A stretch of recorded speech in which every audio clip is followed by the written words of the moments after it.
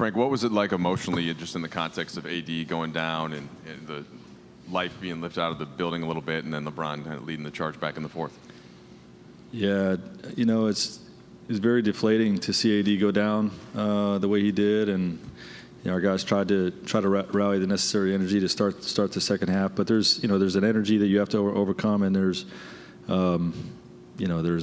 how are we going to adjust tactically, coverage-wise? Our plan has been, with AD in a big minutes role with us and playing around him a lot. So you have to make adjustments, and we came out of the second half a little bit flat, but for all those reasons. But credit our guys for really hanging in there, and continuing to fight. Even when we seemed to be deflated a little bit to start the half. I thought Russell was really good in the timeouts, talking to the guys and just saying, come on, let's go, let's keep fighting, and keeping everybody engaged. And then, what we saw LeBron do is just remarkable, what he continues to do at this point in his career, to take over a game in the fourth quarter the way he did, with just energy and will and determination was really something special. On AD, we saw the report that X-rays were negative. Frank, do you have anything else at this point, and kind of what his spirits are like? MRI tomorrow, and we'll know more at that point. But I got nothing more on that. Frank, you talked pregame about what LeBron has been like over these last few days and his level of engagement. But you mentioned it. That fourth quarter when he came in, you guys were down 8 when he checked back in, and it just seemed like everything changed when he got back on the floor. He came in with an intensity. What did you see kind of behind that stretch for him? Yeah, he frequently leads with his voice. Tonight was about his action. Just the look in his eyes and the way he was playing, the way he was approaching the defensive end, and again the engagement that we continue to talk about. Just when he's super locked in, the rest of the group follows. And man, he was something else. During that stretch, in all the ways we just discussed, and then to be able to be that locked in and deliver, with the shot making and the play making, it's just remarkable. And this is the number 1 offense in the league, and second game in a row we held them around 100 points, largely because of that engagement that we're talking about with Bron. Like, everybody got locked in, and he just made big plays offensively.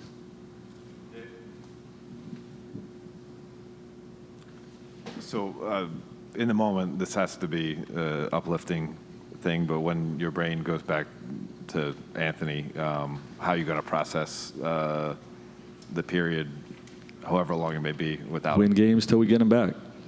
That's simple. Can't feel sorry for ourselves. We know we don't know obviously how long it will be, but we got to win as many games as we can down the stretch, and believe in the group that we have, and hopefully we're able to to get whole as quickly as possible. And like we've been saying all along, like, we have a strong belief in this group. If we're able to stay healthy and stay whole, so we just got to win as many games as we can during that stretch. Did you get a chance to see him either at halftime or before you left the arena afterwards? I did, yeah, halftime. And just anything on how he was doing? Yeah, just shaking his head about really everything. Obviously, I'm sure what it felt like, but just being frustrated about, looking like he's going to miss some time again. Frank, we've been talking about the energy and the spirit of the team post-trade deadline and with the Warriors game. Do you feel like this was an extension of that and a continuation and just sort of seeing the team playing the right way? I do. I definitely do. I thought we were really connected tonight. And, to me, even more so than the last few days because of the adversity that we faced. It would have been easy to fold the tent, and give in and let go of the rope as Utah was making their run, knowing that we just lost AD. AD was playing out of his mind in the first half. That's the kicker of the whole thing. Like, he comes out and is on fire, and he's playing great. And, then we lose him. So, it's just the season throws adversity at you, and hopefully, this game will be a lesson of what the big picture looks like for our team, overcoming this type of adversity. Frank, what more does this tell you about the spirit of your group to be so discouraged and then to be encouraged again with the way you guys played in the fourth quarter with LeBron James leading you guys? Well, first thing it tells me is we got a special player named LeBron James, that has the ability to galvanize any other four guys that he has out there with him, and go beat the best. What else it tells you is, you had a lot of we have a deep team, and if there's certain guys it may be in or out of the rotation,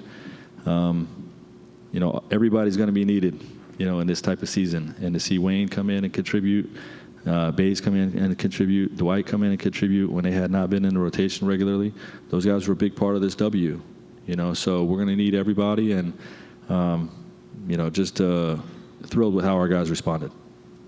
Frank, you hinted at Russ's engagement tonight in the timeouts, and you made some plays in the middle of that fourth that seemed to get the team in, and then obviously has the free throws late. One, how has his engagement shifted or maybe turned upside down since the trade deadline?